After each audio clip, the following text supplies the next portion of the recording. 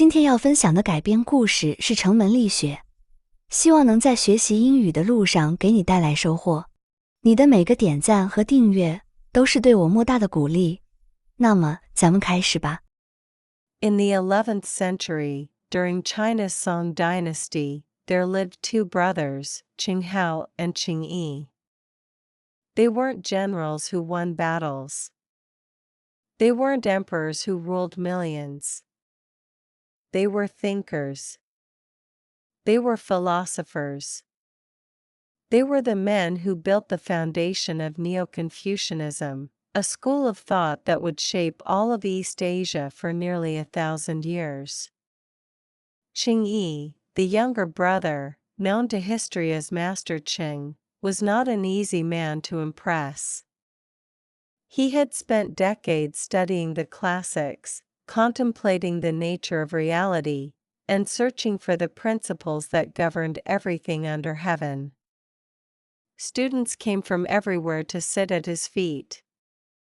But Master Qing demanded complete dedication. Half-hearted learning? That was worse than no learning at all.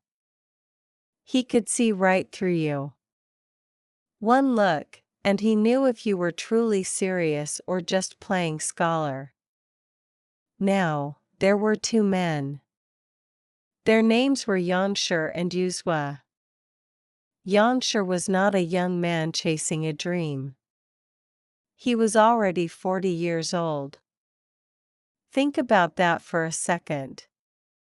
40.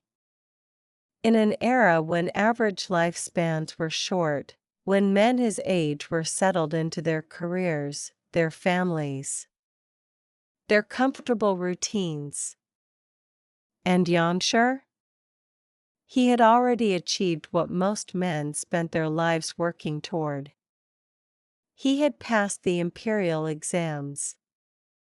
He was a Jinsher, a presented scholar. That was the highest degree there was. It guaranteed him a high government position, money, status, respect. But Yanshi had a problem. He had tasted knowledge, and now he was hungry for more. He had studied under Qing Hao, the older brother, until Qing Hao passed away. But he knew the well of wisdom hadn't run dry. The younger brother, Qing Yi, was still teaching. And Yanshi knew, deep in his bones, that he hadn't yet reached the bottom of truth.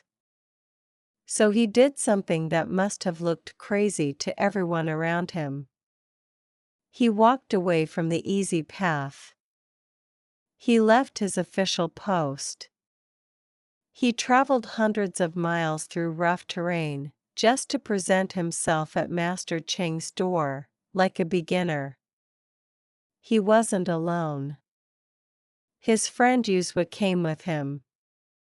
Two men, both already successful by any normal standard. Both willing to start over. They arrived at Master Qing's academy on a winter day. The sky was already heavy with clouds. The air had that sharp bite that tells you snow is coming. They were led to the study where Master Qing sat. But when they got there, they found the master with his eyes closed. He was sitting perfectly still, his breathing slow and even. He wasn't asleep. Not exactly. He was meditating. In the tradition of the time, you did not interrupt a master at meditation. It wasn't just about politeness. It was about respect. It was about understanding that a teacher's time and mental space were sacred. So what did they do? Did they cough lightly? Did they shuffle their feet to make a little noise? Did they whisper to each other, "Maybe we should come back later"? No. They stood there. Silently. The snow began to fall.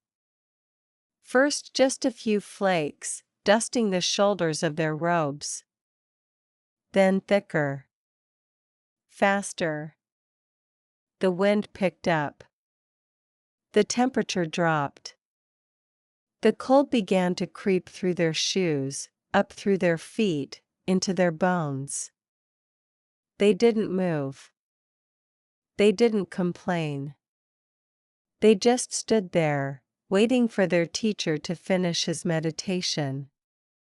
Minutes passed. Then hours. The snow kept falling. It piled on the ground. It piled on the rooftops. It piled on Yangsher and Yuzhua. They must have looked like two statues, placed there to guard the master's door. Their faces were numb. Their hands were frozen. But inside there was something burning hotter than any fire. There was determination. There was sincerity. There was the absolute refusal to be disrespectful. Inside the warm study, Master Ching slowly opened his eyes. He stretched. He felt refreshed. He looked around and realized he had been meditating for a long time. Then he noticed the two figures standing just outside his door. He blinked. He looked again. He hurried to the door and slid it open. And there he saw them. Yangsher and Yuzhua, covered in snow from head to toe. Their eyebrows were white. Their shoulders were heavy with it. Behind them, the ground had disappeared under a thick blanket of white. He looked down. The snow was a foot deep. "My friends," he exclaimed. "You're still here? Why didn't you wake me?" Yangsher, his teeth probably chattering, just bowed. He didn't need to explain. Master Ching understood immediately. These weren't just students. These were seekers. These were men who understood that the pursuit of truth demanded everything. Your time. Your comfort. Your pride. That day, Master Ching accepted them both as his disciples. And he taught them everything he knew. But here's the part that might surprise you. The story doesn't end there. Yangsher didn't just learn and then disappear into history. He took Master Cheng's teachings and carried them south, across the Yangtze River, into regions where this philosophy hadn't yet reached. He became the bridge.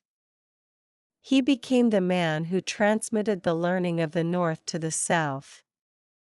And generations later, another great thinker named Zhu Xi would take what Yangsher had carried and build on it, creating the magnificent structure of thought we now call Zhu Xi Neo-Confucianism.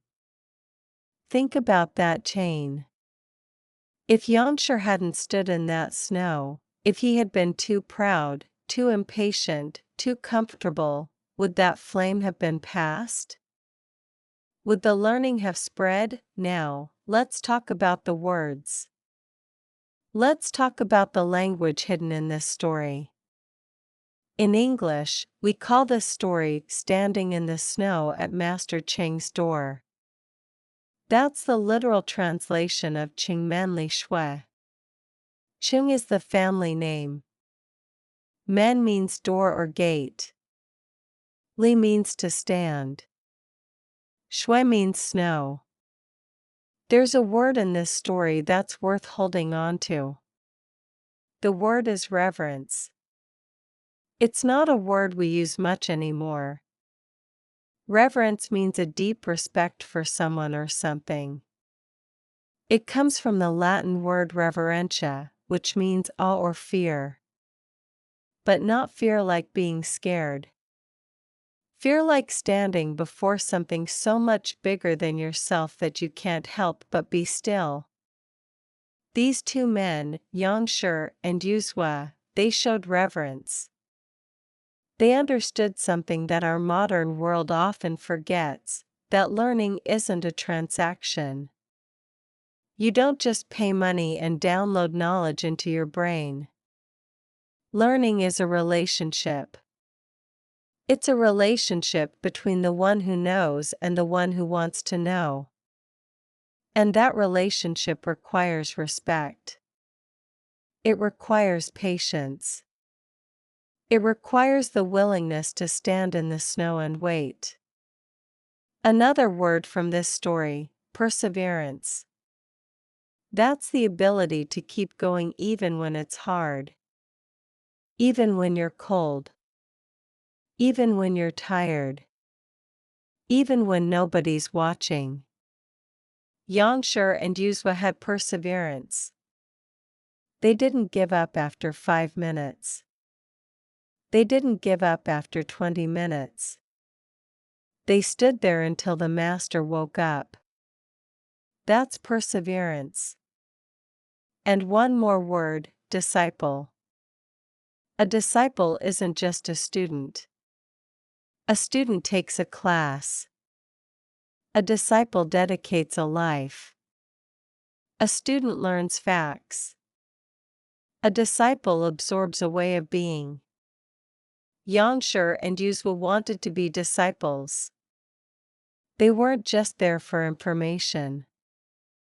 They were there for transformation. So here's the question the story leaves us with. Not a question about ancient China.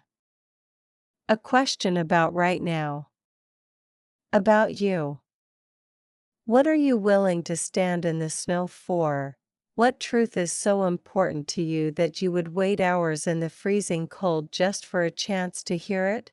What teacher, what skill, what knowledge matters enough that you would put your comfort aside? We live in an age of instant everything. Instant answers from search engines. Instant courses downloaded to our phones. Instant messages to experts across the world. We don't wait for anything. And maybe, because we never wait, we never really receive. Yangsher was 40 years old when he stood in that snow. He already had a degree. He already had status. He already had credentials. But he didn't think he was done learning. He understood that real knowledge, the kind that changes you, doesn't come easy. It comes to those who are willing to be beginners again. Willing to be cold. Willing to wait. The snow fell. The snow melted. The snow fell again 900 winters.